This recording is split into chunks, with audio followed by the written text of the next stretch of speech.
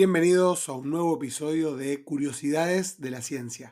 Hoy tuve el gustazo de hablar con el multipremiado biólogo molecular Alberto Kornblit. Le pedí a Alberto que me contara su curiosidad de la ciencia y eligió una anécdota personal porque resulta que estaba trabajando en Inglaterra durante la Guerra de Malvinas, o sea, en el territorio enemigo. Luego de su muy divertida anécdota, comenzamos a hablar de otras pasiones de Alberto por fuera de la biología molecular. Quédate porque es una charla genial. Bueno, yo estaba haciendo yo hice el doctorado en Buenos Aires, en el instituto que en ese momento llamaba Campomar, con el doctor Torres, y después me fui a hacer un postdoctorado en 1981 a Inglaterra, a Oxford. Y estaba trabajando lo del doctor Tito Barale, que es un argentino que es uno de los fundadores de la biología molecular en todo el mundo. Un gran amigo y gran maestro. En medio de mi estadía postdoctoral, viene la Guerra de Malvinas, en 1982. Yo hacía un año que ya estaba en Oxford. Y empezó a correr el chisme de que a los argentinos nos iban a cerrar las cuentas bancarias, que era la cuenta donde el CONICET me depositaba mi beca en Oxford. Entonces yo, paranoico, a mediodía dejé de pipetear, dejé de trabajar en la mesada, me agarré la bicicleta y me fui al centro al banco y pedí hablar con la gerente y la gerente me atiende y le digo, mire, hay rumores de que van a cerrar las cuentas bancarias. Entonces me dice, no, no, por favor, no se preocupe de ninguna manera, esos son rumores, no va a pasar nada. Bueno, me fui tranquilo, me fui a comer un sándwich a McDonald's en el centro y ya volví al instituto, al laboratorio, cuando los bancos habían cerrado, después de las 3 de la tarde. Cuando llego, mis compañeros me dicen, urgente, Alberto, tenés que llamar al banco. Digo, ¿cómo? ¿Por qué tengo que llamar al banco si vengo de ahí? Entonces llamo, me atiende la gerente y me dice, doctor Kornblit, acaba de llegar la orden para congelar las cuentas. Yo, excepcionalmente, le puse su dinero aparte. Estoy haciendo algo ilegal, pero venga mañana a buscarlo a primera hora. Wow. O sea, es una anécdota que habla, una a veces piensa que los europeos o los ingleses trabajan exclusivamente by the book, o sea, que son cuadrados. Esta mujer tomó una decisión que a ella la comprometía, se sensibilizó y como me había dicho que no iba a pasar nada y después en los 5 minutos siguientes pasó, me dio la oportunidad de hacer algo que no era estrictamente legal, que es que al día siguiente fuera a sacar los mangos que yo tenía depositados en la cuenta. El CONICET dejó de pagarme la beca, pero me ofreció si quería mudarme a otro lugar, porque no podía seguir pagándome en el país enemigo. Pero como yo ya había invertido mucho tiempo en mi trabajo de postdoctorado, decidí quedarme y bueno, el instituto donde yo trabajaba me pagó una beca de fondos ingleses. Así que yo viví toda la guerra de Malvinas estando en el país enemigo. Miraba los noticieros a las 9, a las 10, a las 11 y muchas veces veía cosas que mis familiares, cuando los llamaba por teléfono, imagínense, no había ni mail, ni fax, ni nada que se le pareciera, no podían creer las cosas que yo veía que pasaban cuando, por ejemplo, salieron los barcos para allá, etcétera. Me decían, no, no, eso es todo cuento. Digo, yo lo estoy viendo, mirá, están saliendo. Mira vos, Alberto. Bueno, me llama la atención un par de cosas. En primer lugar, como bien decís vos, este don de gente de esta persona que, que uno no lo hubiera previsto, inesperado completamente. Vos justo siendo argentino, estabas realmente en el país enemigo durante la guerra. Y te hago dos preguntas en relación a eso. Primero, ¿vos conocías una comunidad de otros argentinos? Sí, sí, ¿Y, claramente. y se sentían muy visitantes? A ver, en el ambiente científico universitario no había una manifestación anti-Argy, anti-Argentina. Y probablemente en la ciudad de Oxford, que es una ciudad que no es solo universitaria, pero que es una ciudad muy próspera, este, tampoco. Donde sí había un sentimiento nacionalista y chauvinista y anti-argentino eran los sectores obreros, en la clase más, los sectores populares, pero nosotros no lo percibíamos eso. Y sí, claro, todos los amigos argentinos estábamos electrizados, nos llamábamos por teléfono cada hora para ver qué novedades había. Recuerdo que estaba el doctor Oscar Burrone haciendo su postdoctorado con César Milstein en Cambridge, que no es tan cerca de Oxford, pero bueno, sí, nos hablábamos, nos veíamos, comentábamos. Había una sensación de necesidad de intercambiar para mitigar la angustia que te producía estar en el país enemigo y cuando, sobre todo también con la concepción de que los que habían hecho digamos, tomado las islas era un gobierno militar asesino. Entonces, todo eso estaba en juego y el gobierno que estaba peleando con los argentinos era de una neoliberal pionera de la ultraderecha, de la derecha, que era Margaret Thatcher. O sea que era una situación que daba mucho para hablar. Claro. Pero me imagino, porque, bueno, eso es la parte de los argentinos, pero vos ibas al laboratorio y probablemente al lado de la mesada donde vos estabas había un inglés. Sí, pero los ingleses, los compañeros de laboratorio no le daban ni pelota a esto. Este, no había un clima de ningún tipo de hostilidad cotidiana. Como supongo que tampoco lo hubiera habido acá en un laboratorio de investigaciones si había un becario inglés.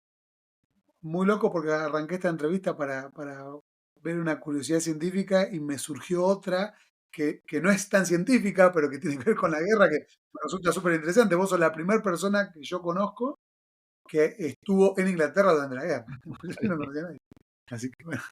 Y me lleva a justamente la otra pregunta, porque nos fuimos metiendo en, en la ciencia que vos haces o lo que te deslumbró al principio, pero también me contaba fuera de la grabación que te están deslumbrando otras cosas científicas que no son tu fuerte científico, ¿no? ¿Cuáles son esas y por qué te deslumbran? Los conocimientos que pudieron obtenerse a partir de la secuenciación de genomas de especies humanas arcaicas, o sea, de género Homo y otras especies como el Neandertal, fundamentalmente por el trabajo de Svante Paavo, el científico sueco que trabaja en Alemania y que recibió el premio Nobel hace 2 años. O sea, hoy sabemos muchas cosas de cómo se originó la especie humana y cómo se cruzó con los neandertales y cómo se expandió Homo sapiens en Europa, en Asia, que no sabíamos solamente por estudios antropológicos físicos hace 10 años. Y Ujú. yo disfruto mucho de contar eso porque cuando les cuento que cuando Sapiens salió de África por el Sinaí y por Palestina hace 60.000 años, se cruzó con Neandertal y que todos los europeos, los asiáticos y los americanos tenemos en nuestro genoma un porcentaje pequeño de genes de Neandertal y que los únicos que no lo tienen son los negros del África, que no salieron de África. Y les digo que entonces el concepto de la raza aria como la raza superior es una reverenda pelotudez, porque en realidad si hay un grupo de humanos que no se cruzó con una especie arcaica, aparentemente son los negros de África, con lo cual sería el grupo primitivo. El Homo sapiens más puro. Digo. Claro, eso causa un efecto en el auditorio, sobre todo si no tienen conocimiento de eso, muy fuerte. Te quería comentar esto que me estás contando de que el hombre salió de África, se cruzó con los neandertales, siempre. A mí me vuelve loco la idea de. Es impresionante cómo no hay ningún tipo de registro escrito de esa época. Y entonces, qué fascinante sería poder ser una mosca e ir a ver esos momentos. Porque tuvo que existir algún primerísimo encuentro de un sapiens con un neandertal. Bueno, hay varias cosas en lo que dijiste que me motivan reflexiones. Eh, Sapiens, conteniendo ya alelos de Neandertal, se cruzó en el centro de Asia, en Siberia o en el sur de Asia, con otro humano arcaico que se llama Denisova. No tiene nombre Homo denisovanus, le dicen denisovanos en general. Ahora, Pavo encontró en los montes Altai, en Siberia, un hueso de un espécimen que era híbrido de primera generación entre Denisova y Neandertal. Pudo ver que realmente que tenía el 50% del genoma proveniente de un Denisova y el 50%. Ese híbrido de primera generación, fue un paper en Nature, fue una maravilla, no se encontró todavía entre Sapiens y Neandertal, pero se puede llegar a encontrar. Claro. Lo que pasa es que con el tiempo, evidentemente, esos híbridos no eran muy viables, porque si bien se cruzaron, nosotros no sabemos si se cruzaron más viablemente un macho de Sapiens con una hembra Neandertal o un macho de Neandertal con una hembra de Sapiens, pero a la larga se ve que solo fueron viables aquellos híbridos que dejaron descendencia con Sapiens, porque a la larga Neandertal desapareció y los híbridos, salvo nosotros que tenemos un poquitito, un 2% de genoma de Neandertal en nuestro genoma, somos los que subsistimos. Pero esta conclusión quiere decir que de ninguna manera hubo un desplazamiento de uno por otro, sino que tuvo que haber una cruza. Son dos cosas paralelas. Pueden haberlos desplazado, porque el cruzamiento puede haber sido en un foco pequeño, de una población pequeña, y Sapien con alelo de Neandertal o sin alelo de Neandertal desplazó a Neandertal. Ujú. Lo maravilloso, yo muestro una diapositiva cuando doy estas charlas en que muestro una foto de la zona de Gibraltar con la zona de Marruecos abajo, el estrecho de Gibraltar y el sur de España arriba en el norte. Y muestro que en Gibraltar había poblaciones de Neandertal y que en Marruecos, en la costa, había poblaciones de Sapiens y no se conocían. Ambos manejaban el fuego, seguramente veían a 15 kilómetros las fogatas, pero no cruzaban el estrecho. Ambos enterraban a sus muertos.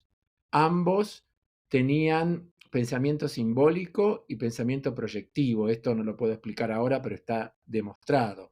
Por ejemplo, Neandertal fabricaba collares con talones de águila, con lo cual nadie fabrica un collar con talones de águila si no es porque eso refleja una posición social en una comunidad o una posición religiosa o algo totalmente simbólico. No es que ese collar les permitía cazar a los animales que comían, era una Sí, sí, cosa y simbólica. vale aclarar para toda la audiencia que hacer algo, fabricar algo simbólico demuestra una inteligencia superior a la de cualquier animal, más allá del Homo sapiens actual, digamos, porque no existe ningún otro animal que nosotros conozcamos que fabrique ese tipo de simbología. No, no, es cierto.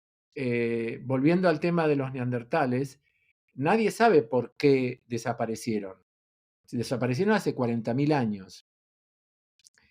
Pero si no hubieran desaparecido, habría dos especies de humanos en el Claro, planeta. Y de hecho coexistieron durante mucho tiempo, a claro. veces en lugares separados y luego en lugares compartidos. Ujú. Sí, sí, eso bueno, es bien conocido y la única especie Homo que sigue vida poblando el planeta es Homo sapiens. Algo que me lleva a la reflexión, vos nombraste el fuego. Eh, en general, toda la prehistoria me llama mucho la atención, justamente, eh, como te decía antes, porque no haya registro escrito. Porque volviendo a lo mismo de la primera vez, yo estuve tratando de investigar, justamente hace poco leí un libro de qué se sabe, revisando los fósiles, de cómo homínidos fueron capaces de producir fuego por primera vez, que particularmente es algo difícil de hacer, justamente porque el fuego quema la evidencia, entonces es difícil. Pero nunca me dejo de maravillar en que, si bien muchos de estos procesos fueron procesos paulatinos, tuvo que existir una primera vez. Entonces, me gustaría muchísimo saber cómo fue. Sé que la ciencia no tiene la respuesta ahora, pero por lo menos la pregunta es linda. Pero ahí está buenísimo porque eso me engancha con la otra reflexión que quería hacer de tu anterior intervención. Ajá. Yo soy muy amigo de Adrián Paenza y hace muchos años siempre charlamos y él me dice, si tuvieras la oportunidad de viajar al pasado o al futuro, me dice, él dice, yo elegiría el futuro. Le digo, yo no, de ninguna manera. Yo elegiría el pasado. Bueno, Yo iría al pasado. Yo me moriría por estar en el siglo XIX, por ejemplo. Y ver. por supuesto, sabiendo que después se inventaría la electricidad y la iluminación de las calles, cómo se vivía en los lugares donde vivían, no sé, Beethoven, Brahms, Mendelssohn, los compositores de música clásica, cómo cómo se manejaba la ciencia en ese momento, donde había hacia finales del siglo XIX descubrimientos fundamentales. O sea, daría cualquier cosa, pero nunca por viajar al futuro. No me interesa viajar al futuro. Porque en general, yo creo que me sorprendería menos. En cambio, verificar la imagen por ahí distorsionada que uno tiene de cómo fue el pasado en carne propia sería fantástico. Hay un libro que un poco trata de llevar al pasado, que es, muy probable que lo conozca, que se llama Las siete hijas de Eva. Eh, Oí hablar, pero no lo leí.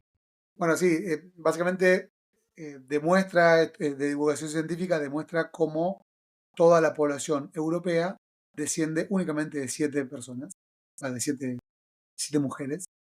Y en la última parte del libro es fascinante porque cada una de esas mujeres vivió en diferentes épocas, ¿no? Una hace 10.000 años, otra hace 50.000 años. Y está contada una historia como si fuera la primera vez, como que si esa mujer hubiera estado en el momento que se inventó la agricultura, por ejemplo. Claro. Y otra de que esa mujer estuvo en el momento exacto en el que el hombre empezó a convivir con el perro, ¿no? Y Mm. eso es un poco donde yo te hacía las votaciones anteriores. Por ejemplo, en la agricultura, yo no logro, digamos, dimensionar lo fantástico que debe haber sido para la primerísima persona que dijo, a ver, Sí, esta lechuga, ¿cómo no la vuelvo a poner la semilla en la tierra? Y es una eureka impresionante. sí, Que nosotros igual. tenemos muchos actuales, pero que de esos eurekas de la antigüedad, o de la prehistoria, no se sabe nada. Yo no creo que ni la invención del fuego ni la invención de la agricultura sean monofiléticas. No creo que haya un primer inventor y que eso se expandió en todas las poblaciones y en todo el planeta habitado por los humanos. Voy a decir por qué pienso eso, porque justamente con los neandertales se originaron en Europa, es la única especie de humanos que se originó en Europa. Em, Porque el ancestro de Neandertal es Homo heidelbergensis, que Homo heidelbergensis salió de África mucho antes de que apareciera Sapiens. Y los que salieron de África y fueron a Europa dieron origen a los neandertales en Europa, mientras que los heidelbergensis que se quedaron en África dieron origen a los sapiens en Etiopía. Por lo tanto, sapiens y neandertal nunca se habían conocido desde que se formaron, aparecieron, hasta ese encuentro particular hace aproximadamente 60.000 años, probablemente en Palestina. Ahora, sin embargo, Neandertal descubrió cómo usar el fuego y cómo hacer collares y cómo enterrar a sus muertos, y lo mismo hacía Sapiens. Por lo tanto, son eh, evoluciones que tienen que ver probablemente con el desarrollo del sistema nervioso en respuesta a presiones del medio ambiente y son claramente convergentes. No creo que tengan un único origen común y luego se diversificó, sino que aparecieron simultáneamente y por ahí por ejemplo, ambos Neandertal y Sapiens hacían un tipo de lasca, de herramienta de piedra, que se conoce como la lasca Levallois. ¿Y qué es? Tallaban una piedra hasta darle una forma casi como de una almendra grande, toda tallada, ¿Mm? y luego con un golpe con otra piedra le sacaban una rodaja y esa rodaja era el cuchillo o la punta de flecha o la daga que usaban. Lo hacían los dos y ninguna otra especie de homínidos lo hacía. ¿Y qué importa? ¿Por qué es importante esa Lasca Levallois? Porque indica que tenían pensamiento proyectivo, que eran capaces de fabricar algo que no tenía uso en sí mismo, sino que servía para obtener otra cosa que tenía uso. O sea, es el principio de fabricar una máquina. ¿Eh? Una máquina no tiene uso en sí mismo, sino que su objetivo es producir otro objeto que tiene uso. ¿Ok? Mira qué interesante. Lo único que me queda reflexionar acá es que aún si todos estos procesos, estos inventos, bueno, la agricultura, el desarrollo del fuego, etcétera, o el control del fuego, mejor dicho, no me sigue sorprendiendo, por más que haya Sí, sido en varios lugares diferentes, aún siendo en varios lugares diferentes del planeta y por especies diferentes, sí tuvo que haber pasado un antes y un después. O sea, antes de claro, usarlo y después de claro, usarlo, sí, ¿no? sí, sí. Y, Pero capaz que el antes, capaz que el momento primordial en una población fue 5.000 años que el momento, bueno, 5.000 no tanto, pero ponerle 1.000 años antes que el momento inicial en otra. claro, claro, claro. Indudablemente, una vez que se conocieron estas tecnologías, se expandieron, eso está claro, Sí, para un sí, lado y para cuando el hay algo otro. que aporta una ventaja tan enorme, es muy difícil de que no se expanda.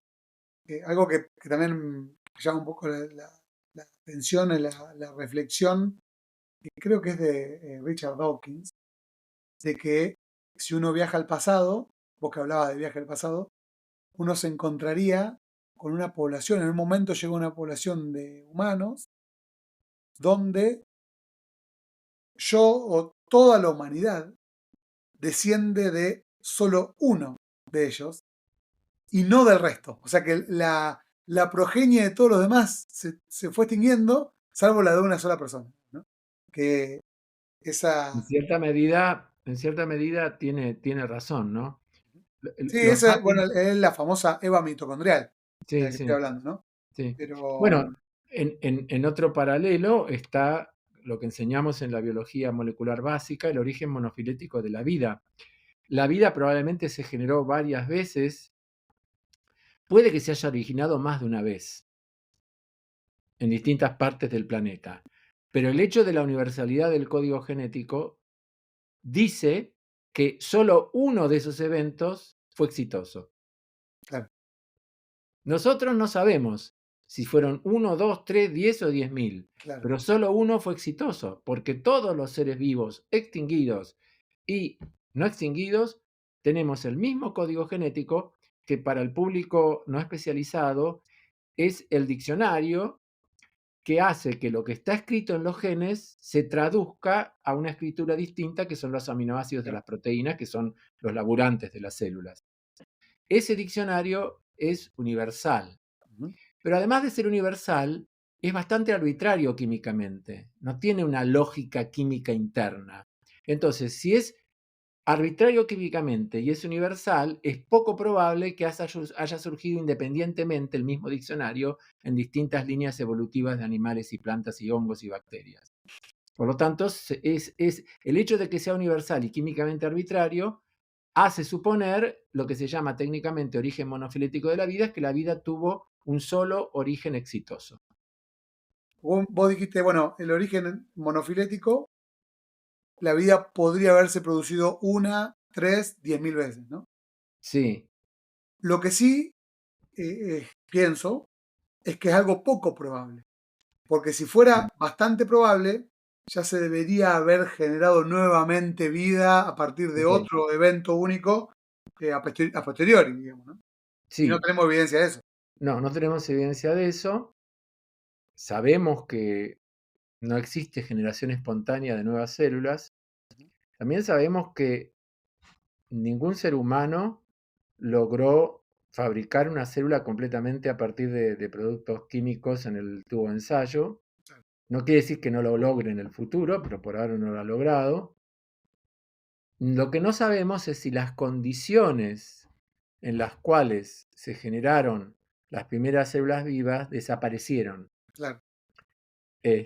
Yo en el relato La duración de los días del libro No, no está bien, está mal, tomo un, una historia de la vida, de la Tierra, no de la vida, de la Tierra, a partir de la que la Tierra, cuando se formó la Luna, tenía una rotación de 5 horas. Y arbitrariamente hice una recta lineal en el tiempo hasta las 24 horas actuales. Y si yo ubico lo que pasaba hace 3.800 millones de años, cuando se supone que se generaron las primeras células exitosas, el día tendría 9 horas.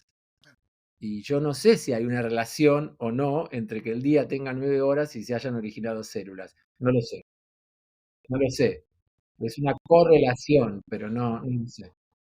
Muy buena reflexión, muy buena, porque justamente, digamos, uno podría preguntarse, bueno, si todos los fracasos de hacer vida en un tubo de ensayo tal vez tienen que ver con que fueron hechos en un día de 24 horas y bueno, No lo tal sé, vez no lo sé. cambiando solamente esa variable uno era capaz, ¿no?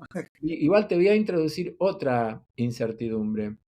Nosotros no sabemos cómo se originó la vida, tenemos hipótesis, coacervados, lo que fuera, y quizás nunca lo sepamos, porque realmente las evidencias directas son casi inexistentes, entonces hay que deducir lo que podría haber pasado y siempre hay posibilidades equiprobables.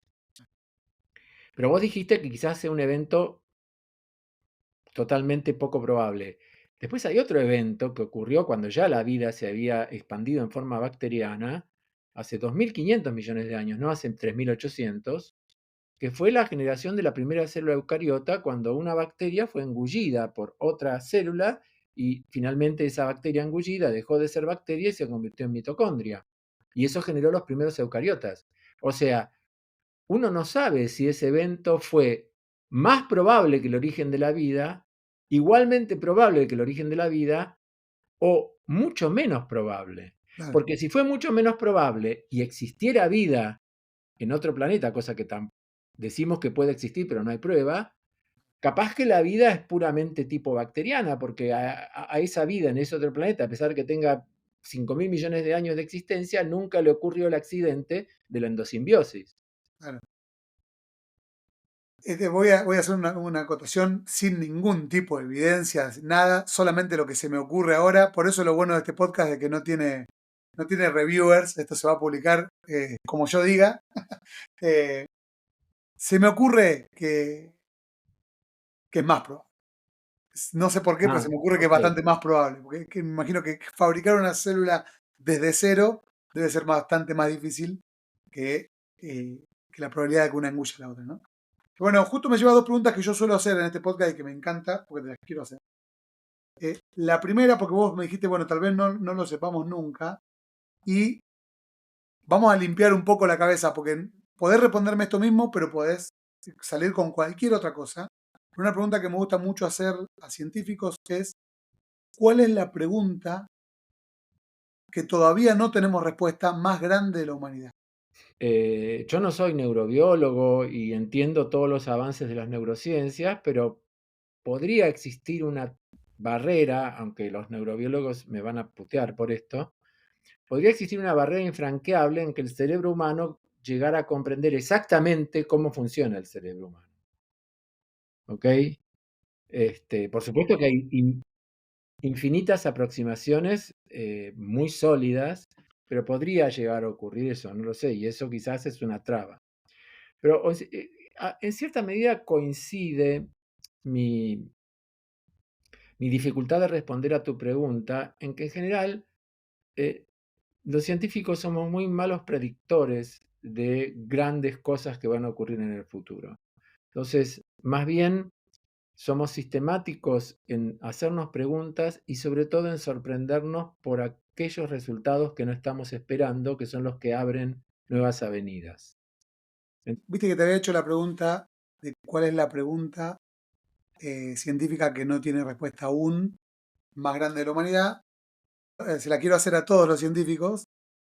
Y después le pregunto la que yo pienso que es. Y que es, ¿existe vida extraterrestre? O sea, el no lo puedo contestar. Claro. ¿Ok? Claramente el no lo puedo contestar.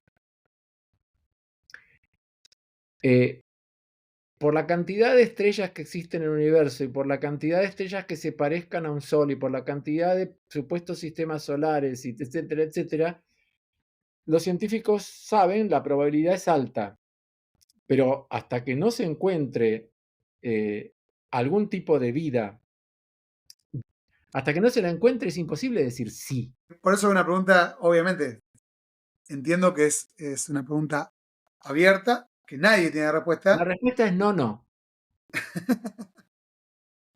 ¿Qué querría decir? No, no. No, no, quiere decir que no puedo afirmar que no. No puedo decir que no porque estaría cometiendo un error. Ahora, Claro, afirmar que sí, estaría cometiendo una imprudencia. No me gusta decirlo, pero si tuviera que elegir entre las dos, contra mi sentimiento, tendría que decir que sí. perfecto. Excelente, excelente, excelente. Alberto, la última pregunta que quiero hacer para no robarte más tiempo. Si vos tuvieras que vivir la vida de un científico, de cualquier rama, ¿a quién te interesaría? A ver, yo mencioné a una persona que yo considero que es mi ídolo científico, que es Svante Pavo, el que secuenció primero el DNA mitocondrial de Neandertal y dijo que los Ujú, neandertales no eran nuestros ancestros, y que luego logró secuenciar el DNA nuclear de Neandertal y descubrir que nos habíamos cruzado con ellos, y luego secuenció el DNA de Denisova. En fin, yo no lo conozco personalmente. Yo tengo una amiga, Mary Claire King, que es muy famosa porque fue la que ayudó a las abuelas de Plaza de Mayo a generar el índice de abuelidad y los métodos para encontrar a los nietos, que lo conoce, que es ajá, amiga de él, y que algún día me dijo, te lo voy a presentar.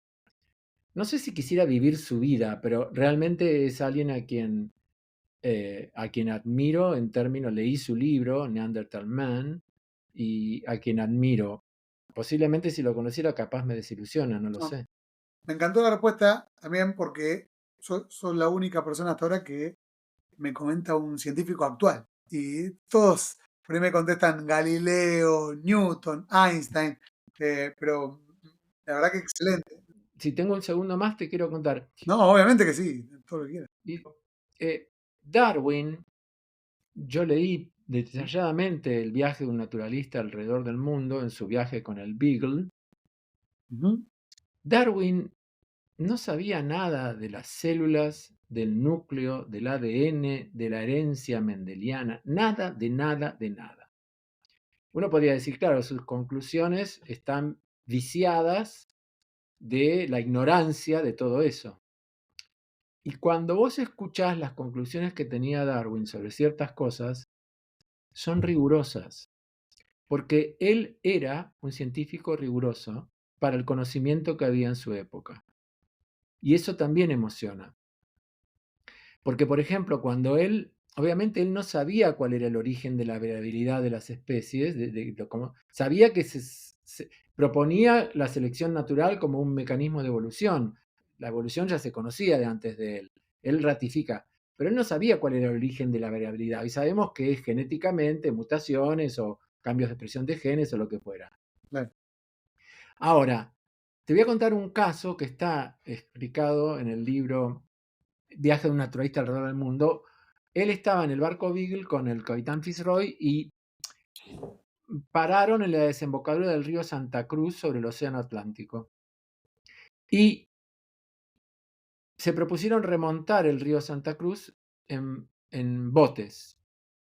Y empezaron a remontarlo 4 o 5 botes con varios tripulantes del barco, estamos hablando de 1833, no sé, Ujú, y la corriente era muy, muy fuerte y ir río arriba les costaba mucho. Querían llegar a la cordillera, después nunca llegaron, igual no sé por qué el cerro Chaltén se llama Fitzroy, yo supongo que algo vieron, pero bueno, como no podían seguir avanzando, él cuenta que se bajaron de los barcos, no, tiraron a los barcos caminando por la orilla con una soga, ¿entendés? Caminando iban río arriba, pero los barcos flotando. Y en un momento él ve grandes bloques de piedra en la meseta patagónica al costado del río. ¿Me seguís? sí, Esos bloques se llaman bloques erráticos. Es un gran bloque o boulder en inglés que está aislado sobre una meseta, sobre una llanura. ¿Cómo carajo llegó ahí? ¿No? Nosotros sabemos cómo carajo llegó ahí. Sabemos que hubo glaciares que venían de la cordillera, crecían, crecían, crecían y empujaban piedras grandes porque el glaciar no distingue, como el río, granulometría, empuja por igual lo pequeño y lo grande. Pero Mirá, él no sabía eso. Y él dice, no, lo que ocurrió acá es que en tiempos pasados el río Santa Cruz unía los dos océanos, el Pacífico y el Atlántico, porque no existía la cordillera de los Andes. Y estos bloques vinieron arriba de icebergs que flotaban en ese brazo de mar como si fuera un estrecho de Magallanes más al norte. claro. Y los icebergs se derritieron y los dejaron ahí donde quedaron. Eso no es cierto. Hoy sabemos que así no fue. Pero Darwin, cuando termina de decir eso, dice, esta es una hipótesis. Yo no estoy seguro que sea así. Mirá vos, Lo estoy proponiendo. Eso es un científico. claro. ¿Entendés? Dice, puede que esto que yo propongo no sea así. Ahora, ¿dice cómo piensa que podría haber sido? No. Porque entonces en la ciencia es tan importante saber algo que no se sabe, o sea, estar seguro que no se sabe, como en otra condición, eh, saber qué es lo que no puede haber ocurrido. Por ejemplo, es esotérico, pero no puede haber ocurrido que una nave planetaria depositara ese bloque en ese lugar. Entonces, Claro. dentro de las posibilidades, él propuso la de los icebergs, pero aclara al final, no sé, esto es una teoría, no sé si esto fue estrictamente así. Qué maravilla. Eh, tengo Viaje de un naturalista acá en la biblioteca y no lo leí. Me lo regalaron hace 2 años por un cumpleaños. Yo puse en mi libro, para los argentinos, uruguayos y chilenos es fundamental. Él pasó la mayor parte de su viaje del Beagles en territorio argentino. Vos sabés que tomaba mate, hablaba castellano con los gauchos, probablemente se contagió del Chagas. Intentó subir a la Sierra de la Ventana y se perdió. Eh, Cruzó a Bajada, que es lo que es hoy Paraná. Estuvo en Uruguay, subió a la Sierra de las Ánimas, visitó Maldonado. No, no, no, es una cosa maravillosa. Habla, por supuesto, de los grandes peinetones de las mujeres de Buenos Aires. Este, Tengo acá, que lo estoy Léelo, léelo buscando esta porque tarde. Él comenta la diferencia entre los campos de cultivos del lado chileno y del lado del Cuyo argentino. En fin, tiene lo importante en el contexto histórico, que esto es 1833, y es el mismo año en que el imperio inglés mandaba exploraciones para conocer el sur, su fauna, su flora, sus minerales, y mandaba exploraciones para apropiarse de territorios, como las Islas Malvinas. Y también mandaba exploraciones para apropiarse del sur de África, ¿no? Y pelearse con los holandeses. Bueno, yo también digo siempre que cuando estaba haciendo el doctorado, yo soñaba con hacer el postdoctorado en Inglaterra, porque Inglaterra era la cuna de Darwin, la cuna de Newton y la cuna de los Beatles. O sea, con esos tres elementos es muy difícil resistirse. qué bueno. Sí, sí, sí. Muy interesante todo lo que estuviste diciendo. Alberto, te quiero agradecer mucho por la charla y ya te voy a convocar para una siguiente. Vuelta. Yo encantado, la pasé muy bien, así que, Bernardo, cuando quieras. Muchas gracias.